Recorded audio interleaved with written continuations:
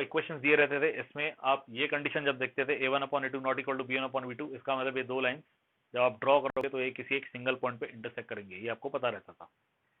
ठीक है, वैसे ही जब a1/a2 इक्वल टू b1/b2 रहता था but not equal to c1/c2, yes, इस केस में क्या होता था बताइए,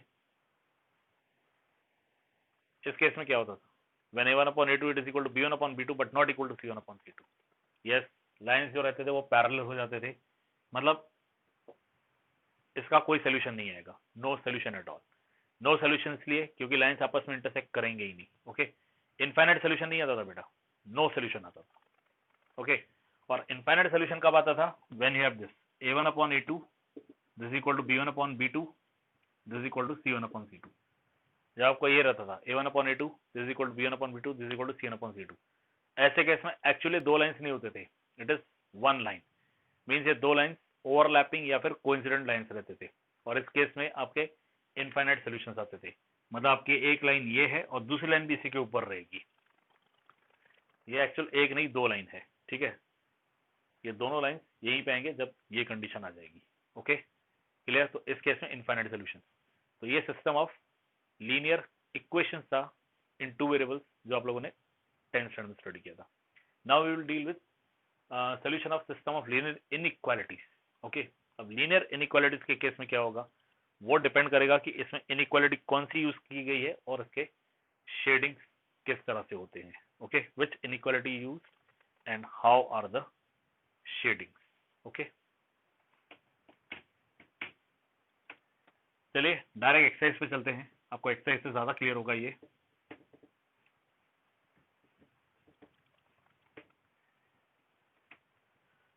moving straight to the exercise, exercise 6.3। जो एक्सरसाइज 6.2 में आपने स्टडी किया है ना कि लीनियर इक्वालिटी ड्रॉ करने के बाद, मतलब लीनियर इक्वालिटी को ग्राफ पे रिप्रेजेंट करने के बाद शेडिंग किस तरह से करनी है, वही है। सिर्फ इतना है कि यहाँ पे आपको लीनियर इक्वालिटी एक नहीं होगी, एक से ज्यादा होगी, दो हो सकती है, तीन हो सकती है। ठीक है, एक से ज्यादा होंगे और आपको इनका कॉमन पार्ट या कॉमन रीजन जो है वो आपको शेड करना है। ठीक है, एक्सरसाइज 6.3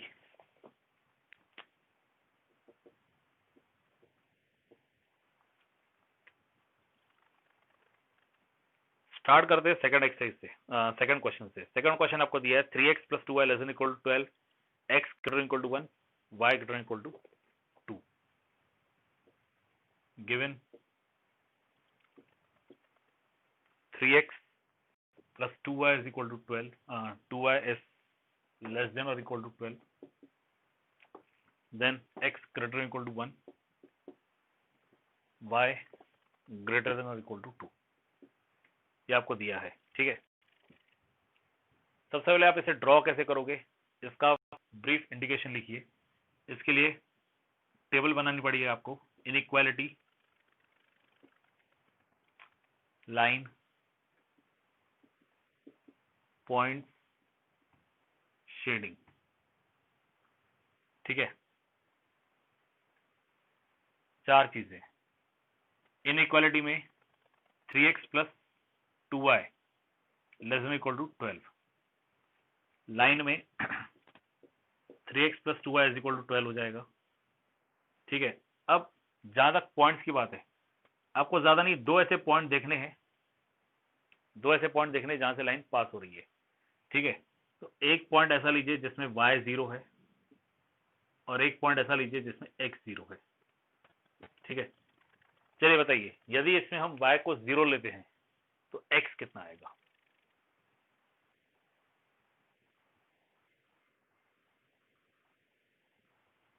फोर, वेरी गुड। यदि y 0 ले लिया तो 2 × 0 0 हो जाएगा, you get 3x = 12, that gives you x = 4। और यदि हम x 0 लेते हैं तो आपको 2y = 12 मिलेगा, उस हिसाब से ये 6 आ जाएगा। ठीक है, ये हो गई फर्स्ट लाइन। शेडिंग पे हम आते हैं, don't worry. Then x greater than or equal to 1, यहां से आप लाइन ड्रॉ करोगे, x = 1 पास होगी पॉइंट P10 से, पॉइंट को आप अपने हिसाब से नेम दे सकते हो। मैंने पहले ए बी दिया, अब पी दे रहा हूँ, ठीक है। पास होगी पॉइंट 10 से, क्योंकि एक्स इक्वल टू 1 है, ठीक है। और यहाँ पे आप चाहो तो लिख सकते हो पैरेलल, ये मैंने वर्ड पैरेलल लिखा है, पैरेलल टू वाई एक्सिस। यहाँ पे आप लिख सकते हो पैरेलल टू वाई एक्सिस, क्योंकि ये जो लाइन y इक्वल टू 1 है, ये लाइन इस तरह की रहेगी, ओके, वर्टिकल लाइन रहेगी, so it will be parallel to y axis. जहां तक हम वाई एक्सिस की बात करें, कोई बताएगा कि वाई एक्सिस की इक्वेशन क्या आती है?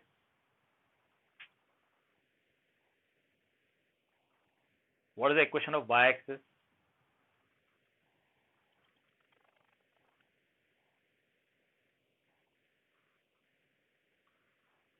x equal to 0।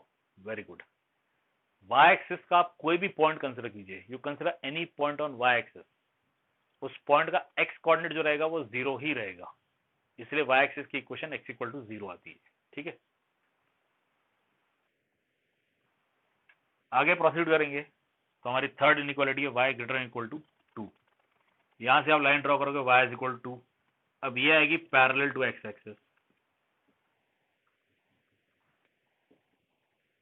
ठीक है। और पास होगी पॉइंट से, पॉइंट को आप नाम दे दीजिए सपोज m, इस पॉइंट से पास होगी और ये पॉइंट है 0 2, ठीक है। ये पॉइंट है 0 2, क्योंकि यहाँ पे y इज इक्वल टू 2 दिया हुआ है।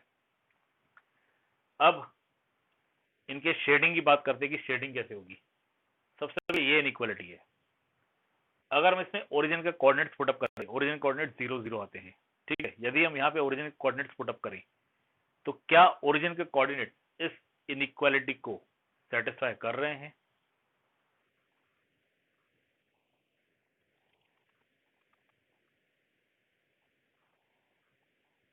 क्या ओरिजिन के कोऑर्डिनेट्स इस इनइक्वालिटी को सेटिस्फाई कर रहे हैं? यस, कर रहे हैं। So shading towards origin.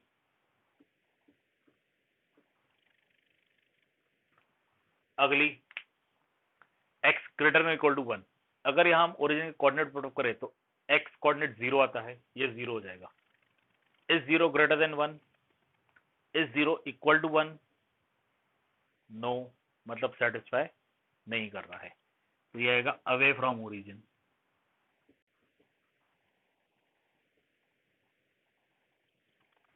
Okay. और थर्ड है y greater than equal to 2, यहाँ पे भी आप ओरिजिन कोऑर्डिनेट पुट करो। अगर हम y कोऑर्डिनेट 0 पुट अप करें, ओरिजिन का y कोऑर्डिनेट 0 आता है, यहाँ 0 पुट अप करें, is 0 greater than 2? Is 0 equal to 2? No, so away from origin.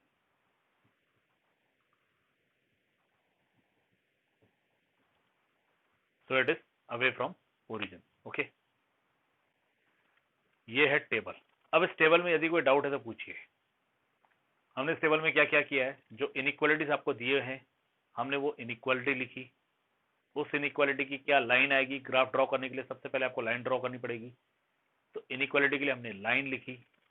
Line draw करने के लिए आपको लाइन के 2 पॉइंट चाहिए, अगर line parallel to x axis या पैरेलल टू वाई एक्सिस है तो फिर एक ही पॉइंट चाहिए, ठीक है, नहीं तो फिर 2 पॉइंट चाहिए आपको। तो हमने वो 2 पॉइंट फाइंड आउट किए। Line parallel to x axis है तो 1 पॉइंट फाइंड किया, line parallel to y axis है तो भी 1 पॉइंट फाइंड किया। और फिर इनइक्वालिटी में हमने ओरिजिन के कोऑर्डिनेट्स पुट अप किए, ये चेक किया कि इसका शेडिंग जो है वो किस तरफ जा रहा है। Yes, any doubt in this?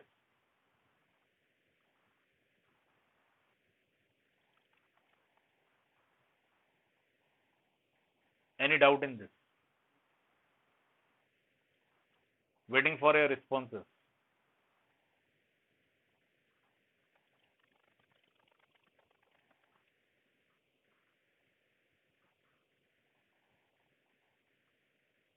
ठीक है, अब हम चलेंगे ग्राफ की तरफ।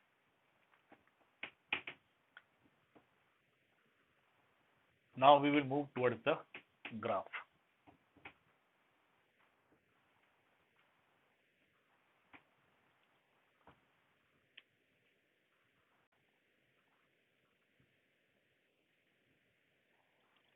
ये आपका वाई एक्सिस, पॉइंट्स आप देख लीजिए, 0 6 है।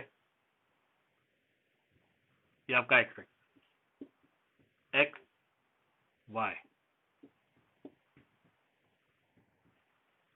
1 2 3 4 4 0 है, ठीक है। 1 2 3 4 5 6 0 6 है, ठीक है। बाकी पॉइंट्स इससे छोटे हैं। तो ये पॉइंट हो गया आपका B06, ये पॉइंट हो गया आपका A40। इनको आप ज्वाइन करो। आई होप आप लोगों के पास ग्राफ पेजेस हैं। इसे हमने ज्वाइन किया, ये हो गई आपकी पहली लाइन, ओके। फिर आगे दिया है P10, P10 पॉइंट ये रहेगा, यहां से स्ट्रेट लाइन निकलेगी ऐसी, दिस पॉइंट इज P10, और अगली है M02, तो यहां से ये line M02, this point is M02, okay. Clear? आपका डायग्राम इस तरह से आ गया। ये आपकी line 3x plus 2y is equal to 6, ये लाइन x इक्वल टू 1 और ये line y is equal to 2, okay. ये आ गए लाइन। अब हम शेडिंग की बात करेंगे, ओके। सबसे पहले इन लाइंस में कोई डाउट? यदि आपके पास ग्राफ पेजेस है तो आप ये ड्रॉ करके देखिए, बिल्कुल ऐसा ही डायग्राम आना चाहिए।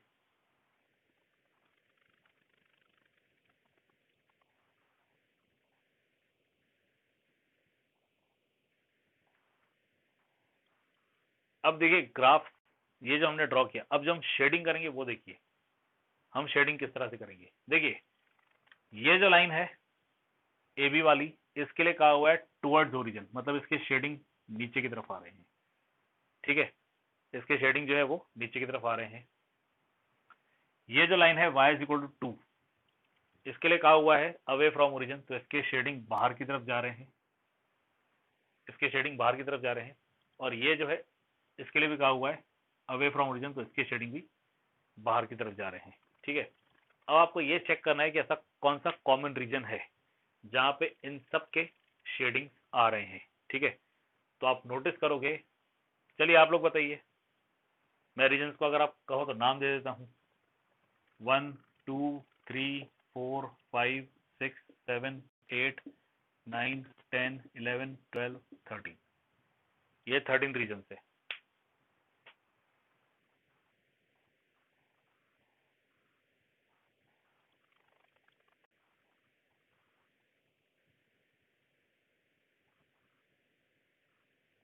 मैक्सिमम लोगों का आंसर 12 आ रहा है, किसी एक ने 12 13 ये भी दिया है। यस करेक्ट, आंसर आपका सिर्फ 12 आएगा। 12 इसलिए क्योंकि ये जो है ओके, इसके लिए शेडिंग नीचे की तरफ आएगा ओरिजिन की तरफ। तो इसके लिए जो शेडिंग नीचे की तरफ आ रहा है, चलिए मैंने यहाँ 12 लिखा था, मैं फिर लिख लेता हूँ। इसके लिए जो शेडिंग नीचे की तरफ आ रहा है, तो आप रीजन देखिए कौन कौन से कवर हो रहे हैं, ठीक है। रीजन कवर हो रहे हैं 1 2 3 11 12 13 10 9 8, ये रीजन कवर हो रहे हैं। सबसे बड़ी बात, इसके लिए नीचे की तरफ आ रहे हैं ना, तो बाहर कौन कौन सी रीजन है, 4 5 6 7, उन्हें आप छोड़ दीजिए।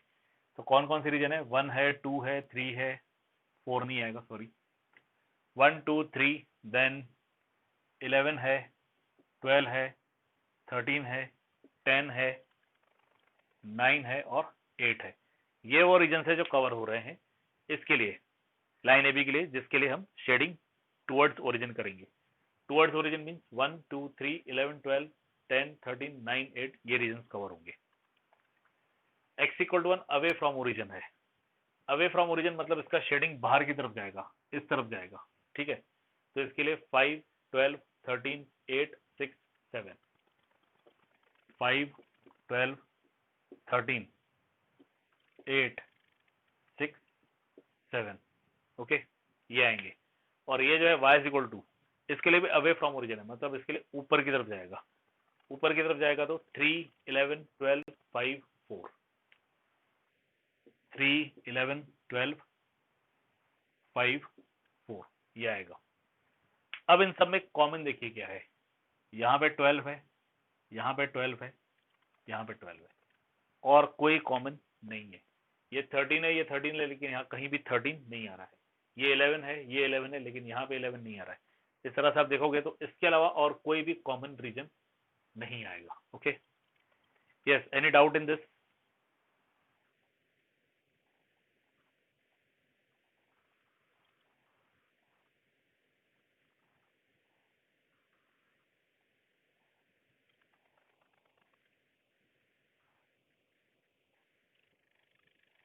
तो जब आप रीजन शेड करोगे तो ये आएगा,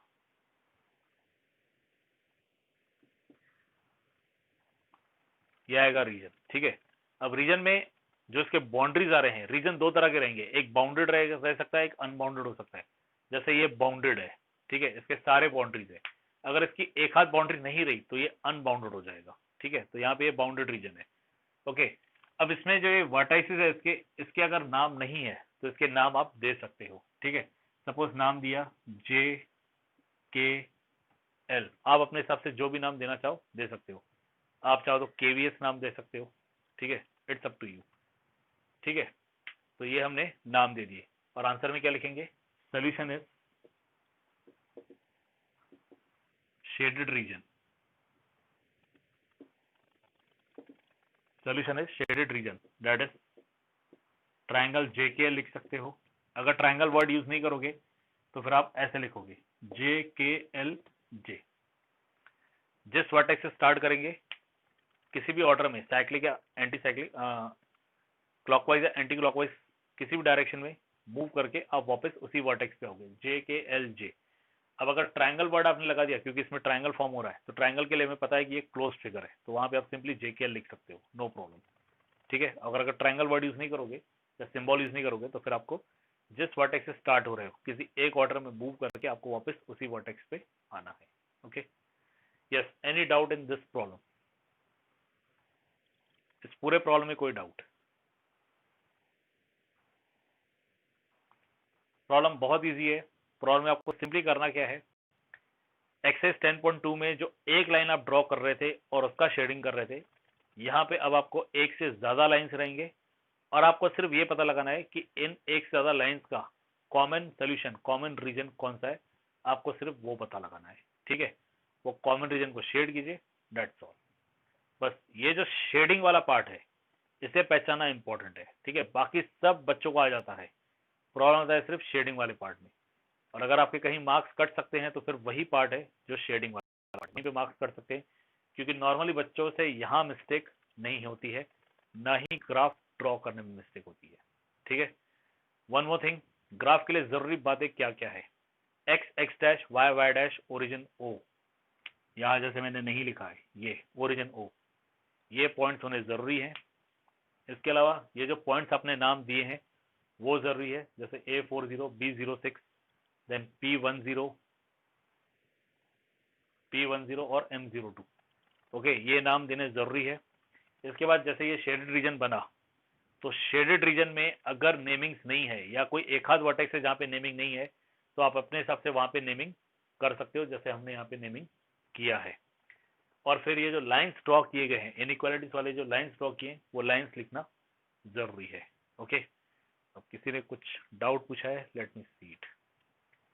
सर ऐसा हो सकता है कि कॉमन एरिया नहीं होगा? हाँ बिल्कुल, ऐसा भी हो सकता है कि कॉमन एरिया ना हो। ठीक है, नो सोल्यूशन का केस यहाँ भी पॉसिबल है, नो सोल्यूशन का केस यहाँ भी पॉसिबल है।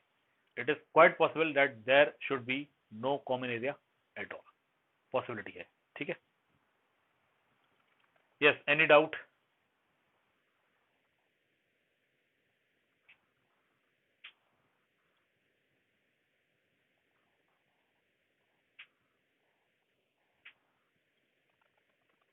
बाय सैटरडे आपका ये चैप्टर कंप्लीट हो जाएगा। इसे मैं आगे ज्यादा एक्सीड नहीं करूंगा क्योंकि बहुत इजी चैप्टर है। इसकी सबसे इंपॉर्टेंट पहली वाली एक्सरसाइज थी जिसमें अंडरस्टैंडिंग बहुत इंपॉर्टेंट थी। बाकी ये ग्राफ्स वाले जो प्रॉब्लम है, पेपर में यूजुअली ये वाले प्रॉब्लम आते हैं ग्राफ वाले, और ये इतने कॉम्प्लिकेटेड नहीं है, इजी रहते हैं। मोर ओवर अगर आप इन्हें ग्राफ पेजेस पे ड्रॉ करो तो बिल्कुल प्रॉब्लम नहीं है।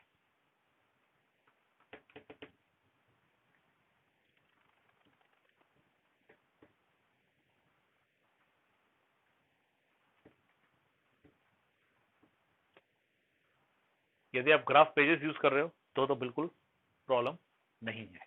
Okay,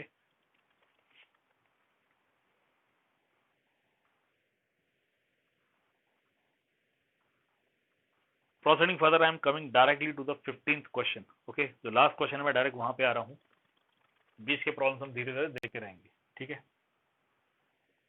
I am directly coming to the question number 15। Question 15 में आपके तीन इनइक्वालिटीज दिए हैं, x plus 2y less than और इक्वल टू 10।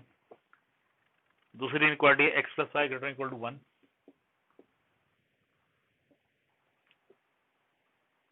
द नेक्स्ट है x minus y less than equal to 0।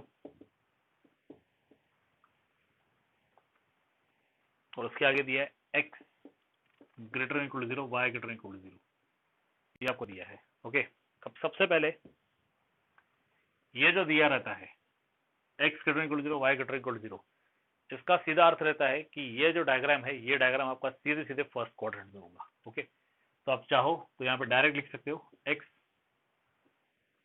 Answer में आप डायरेक्ट लिख सकते हो x greater equal to 0 y greater equal to 0 represent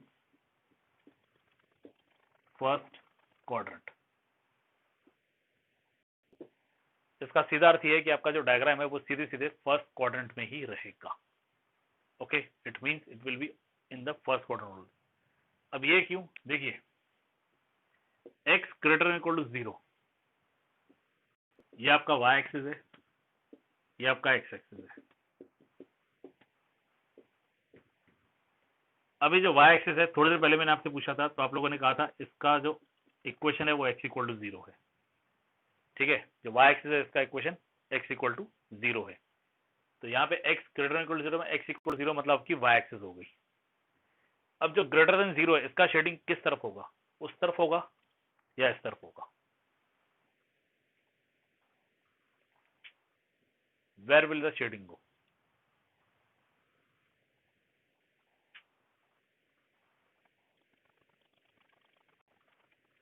right side. Shading कहाँ होगा? शेडिंग सीधे सीधे राइट साइड की तरफ होगा, मतलब इस तरफ जहां पे x पॉजिटिव आता है। ठीक है, so it will cover two quadrant. Which quadrant? First and fourth. Any doubt in this?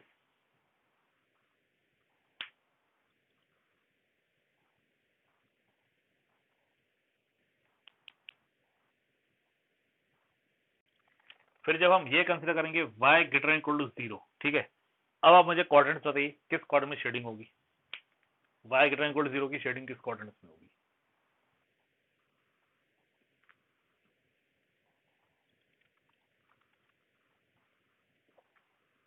First and, सिर्फ इसकी y ग्रेटर इक्वल टू 0, अगर मुझे इसकी शेडिंग करनी है तो कौन से क्वाड्रेंट में होगी? First and second. ओके, इसकी shading first and second quadrant में होगी। तो ये रही y ग्रेटर इक्वल टू 0 की शेडिंग। अब इन दोनों का कॉमन रीजन कौन सा है? This first quadrant. ओके, इसका और इसका कॉमन रीजन फर्स्ट क्वाड्रेंट है, इसीलिए x greater equal to 0 y greater equal to 0 आप डायरेक्ट क्या लिखोगे? It represents first quadrant. Okay, any doubt in this? मतलब इस वक्त हमारा जो भी ग्राफ बनेगा वो सीधे सीधे सिर्फ और सिर्फ फर्स्ट क्वाड्रेंट के लिए ही बनेगा। अब आगे प्रोसीजर एज यूजुअल, ये तीन इक्वालिटीज, लाइन, पॉइंट्स, वही सब आपको लिखना है। Inequality, line, point, shading.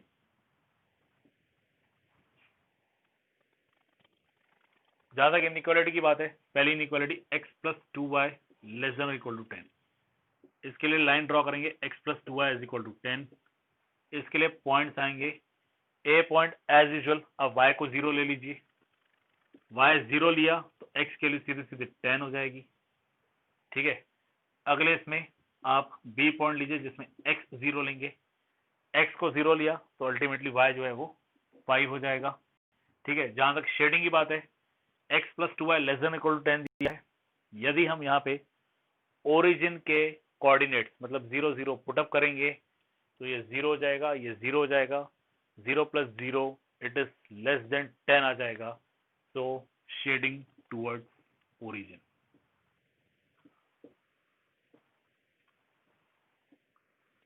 Shading towards origin आएगा। यस, कोई डाउट?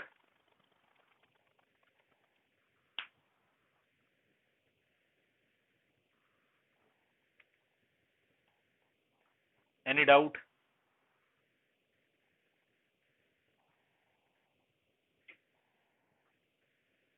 आगे है x plus y. Shading simple है बेटा, यहाँ पे आप ओरिजिन के कोऑर्डिनेट्स पुटअप कीजिए। जो x plus two y less than equal to 10 दिया है, इसमें आप ओरिजिन के कोऑर्डिनेट्स पुटअप कीजिए। ठीक है, ओरिजिन के कोऑर्डिनेट्स जब आप पुटअप करेंगे ना, तो ये 0 हो गया, ये 0 हो गया। Is 0 less than 10? Yes. Is 0 less than 10? हम सिर्फ अभी पहली इनइक्वालिटी की बात कर रहे हैं। ठीक है, is 0 less than 10? Yes, satisfy हो रहा है, इसलिए शेडिंग कहां जाएगी? Towards origin. Okay, yes, clear है? और should I repeat again? Okay, अगला है x plus y greater than और इक्वल टू 1। यहां से लाइन आएगी x plus y is equal to 1। Points की बात करेंगे तो ये आएगा P10 और ये आएगा Q01। अब इस केस में आप क्लियरली देख सकते हो कि ओरिजिन के कोऑर्डिनेट्स जो है वो सेटिस्फाई नहीं करेंगे। ओरिजिन के कोऑर्डिनेट्स आते हैं 0 0, यहां 0 और यहां 0 डॉट किया, you get 0 plus 0 which is 0। Is 0 greater than 1? No. Is 0 equal to 1? No. इसलिए अवे फ्रॉम ओरिजिन।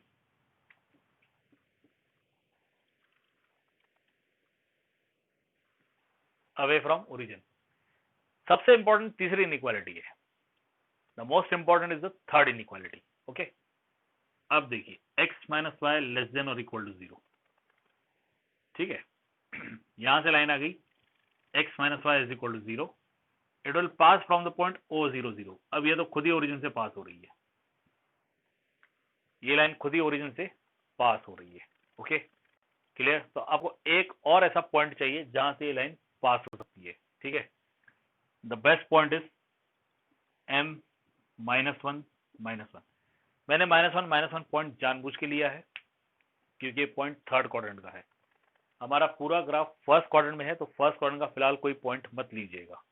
ठीक है, आपको ज्यादा कन्वीनियंट होगा जब हम ग्राफ ड्रॉ करेंगे ना, तब आपको ज्यादा समझ में आएगा कि मैं ऐसा क्यों कह रहा हूं। ठीक है, तो x minus y less than equal to 0 हमने लिया, ये है x minus y is equal to 0। दो ऐसे पॉइंट चाहिए जहां से पास हो रही है लाइन। हमने इनको फाइंड, इनमें पॉइंट्स फाइंड करने के लिए क्या किया था? हमने पहले x को 0 आउट किया, फिर y को 0 आउट किया। यहां जैसे ही हम x को 0 आउट कर रहे हैं, y 0 आ रहा है, तो हमारा पॉइंट ओरिजिन हो गया। मतलब y को 0 पुटअप करके फिर से हम दूसरा पॉइंट फाइंड नहीं कर सकते। तो फिर हमने क्या किया, x के लिए हमने -1 ले ली दूसरे पॉइंट के लिए, y के लिए -1 आ गई। इसमें कोई डाउट है तो पूछिए। Third inequality is most important, इसमें यदि कोई डाउट है तो पूछिए प्लीज।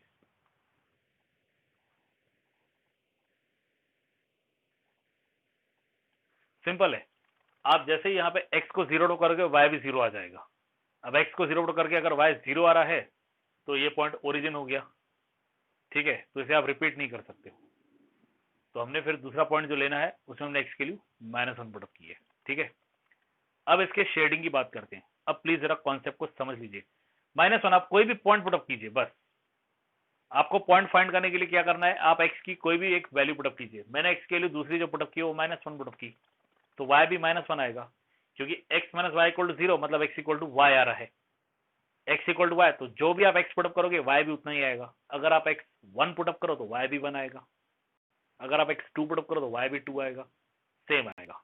ठीक है, अब जरा शेडिंग को समझ लीजिए। शेडिंग के केस में देखिए, मैं आपको सेपरेटली थोड़ा यहाँ पे बता देता हूं। आपकी जो x minus y equal to 0 line है वो ऐसी रहेगी, x minus y is equal to 0। कौन से दो पॉइंट से पास हो रही है? एक ओरिजिन से पास हो रही है और एक पास हो रही है पॉइंट M से, जो कि -1 है। ठीक है, अब इसका शेडिंग या तो इस तरफ होगा या तो इस तरफ होगा। ओके, शेडिंग या तो पॉजिटिव y एक्सिस की तरफ होगा, शेडिंग या तो पॉजिटिव x एक्सिस की तरफ होगा। ठीक है, तो आप यहां का कोई पॉइंट या फिर यहां का कोई पॉइंट पुटअप कीजिए। यहां पॉइंट कौन सा है? ये पॉइंट कौन सा है?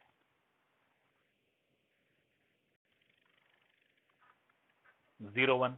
वेरी गुड, ये पॉइंट 0 1 है। तो आप क्या कीजिए, ये जो इनइक्वालिटी है यहाँ पे आप 0 1 पॉइंट पुटअप कीजिए, ठीक है। ये जो इनइक्वालिटी है यहाँ पे आप 0 1 पॉइंट पुटअप कीजिए। आपने x के लिए 0 पुटअप की, आपको 0 मिलेगा। आपने y के लिए पुटअप की, आपको 1 मिलेगा, बीच में माइनस साइन है। Is it is less than और इक्वल टू 0, मतलब 0 -1 आपका -1 आ रहा है, ठीक है। इस -1 लेस देन और इक्वल टू 0, यस, -1 जो है वो लेस देन 0 है, मतलब शेडिंग कहां जा रहा है, शेडिंग जा रहा है ऐसे। तो शेडिंग के लिए हम क्या लिखेंगे पता है, शेडिंग के लिए लिखेंगे shading towards positive y axis. Shading कहां जा रही है, shading towards positive y axis जा रही है, इस तरफ शेडिंग जा रही है। अगर ये शेडिंग इस तरफ नहीं जाती, इस तरफ जाती, तो हम लिखते shading towards positive x axis. अब बताइए इसमें कोई डाउट है क्या, do you have any doubt in this?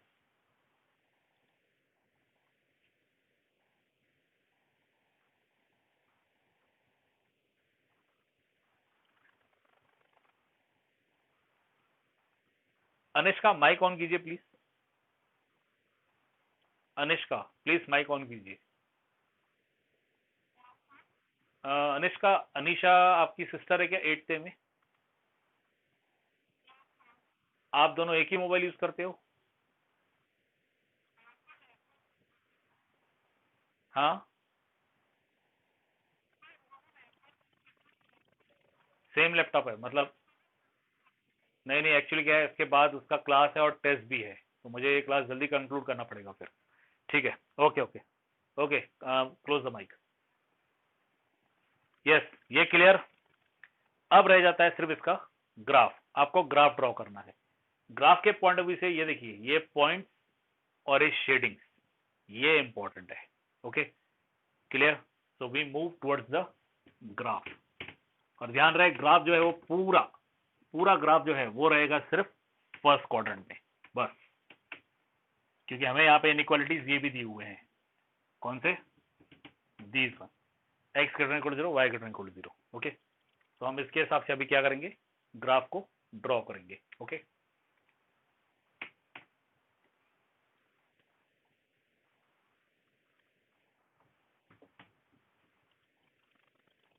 सबसे पहले मैं पॉइंट्स दे दूं, फिर ये पार्ट में मिटा दूंगा।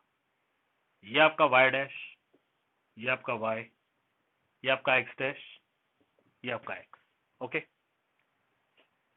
1 2 3 4 5 6 7 8, ये रहा आपका पॉइंट 8 10 0। 1 2 3 4 5, ये रहा आपका पॉइंट B05। प्लीज एक बात याद रखिएगा, मैं अंदाजन ले रहा हूं, लेकिन आप लोग स्केल यूज कीजिएगा, प्लीज स्केल यूज करके बनाइएगा। ये अंदाजन डिस्टेंस आप लोगों को नहीं लेना है, ठीक है, आप लोग प्लीज स्केल यूज कीजिएगा। ये हो गए। फिर आपका P.10 है, ये रहा P10। आपका Q.01 है, ये रहा पॉइंट Q01, और एक पॉइंट है M-1, ये रहा -1, ये रहा -1, ये रहा पॉइंट M-1। तो सबसे पहले डायग्राम, डायग्राम में ये देखिए, ये है आपकी इंपॉर्टेंट लाइन x - y = 0, ठीक है। Then this is another line, ये लाइन है, इस लाइन का नाम x - y = 0, sorry x + y = 1, ये लाइन थी, ठीक है। और एक लाइन ये है, यहां से लेकर यहां तक जो ज्वाइन हो रही है, मैं ये मिटा देता हूं।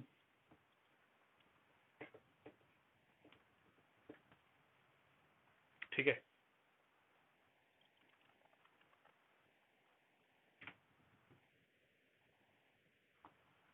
ये लाइन आपकी क्या थी, 2x, नहीं, x + 2y = 10 थी, x + 2y = 10, ठीक है।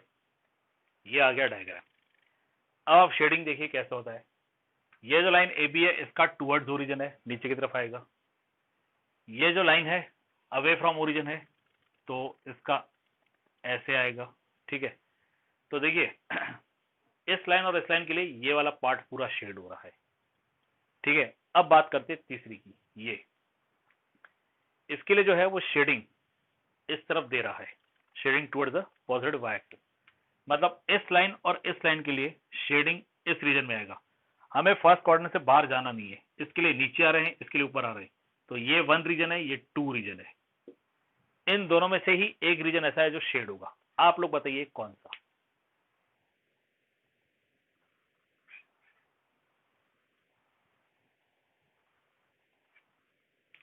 That's good. रीजन ये वाला शेड होगा, इसके लिए नीचे, इसके लिए ऊपर और इसके लिए इधर। तो ये है वो रीजन जिसे आपको शेड करना है। This is the region. अब ये जो है, इस पॉइंट को आप नाम दे दीजिए, जो भी आप नाम देना चाहो, it's up to you.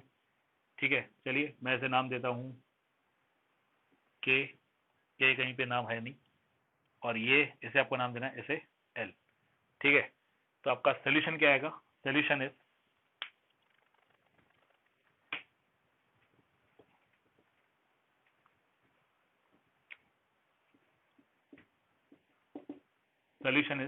shaded region